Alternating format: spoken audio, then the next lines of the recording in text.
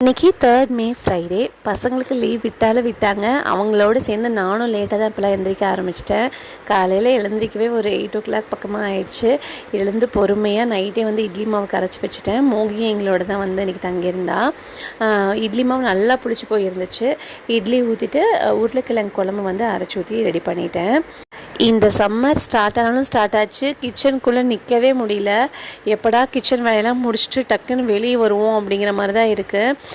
கிச்சனுக்குள்ளே போயிட்டு வந்தாவே எனக்கு என்னமோ பாய்லருக்குள்ளே உட்காந்து எழுந்து வந்த மாதிரி இருக்குது. காலையில் பிரேக்ஃபாஸ்ட் முடிச்சுட்டு கையோடு ஒரு 11 o'clock பக்கமாகவே மதியம் லஞ்சுக்கு ரெடி பண்ணிடலாம் அப்படின்னு சொல்லிட்டு சிம்பிளாக ஒயிட் ரைஸ் வச்சுக்கலாம். தயிர் இருந்துச்சு. கொள்ளுப்பருப்பு ரொம்ப நாளாக கடையாமே வச்சுருந்தேன். 2 பேருமே இன்றைக்கி வீட்டில் சாப்பிடுவாங்கங்கிறதுனால கொள்ளுப்பருப்பு கடைஞ்சிட்டேன். நைட்டுக்கு செய்ய ரொம்ப போர் அடிச்சுது. அது இல்லாமல் இட்லியும் மீதமாக இருந்துச்சு, சாப்பாடும் மீதமாக இருந்துச்சு. அவருக்கு ஒயிட் ரைஸ் கொடுத்துட்டு நான் இட்லி போட்டு சாப்பிட்டு டே முடிச்சாச்சு. அவ்வளோதாங்க. இது வரைக்கும் என் சேனலை சப்ஸ்கிரைப் பண்ணி சப்போர்ட் பண்ணி ரொம்ப நன்றி. நாளைக்கு அடுத்த வீடியோவில் பார்க்கலாம்.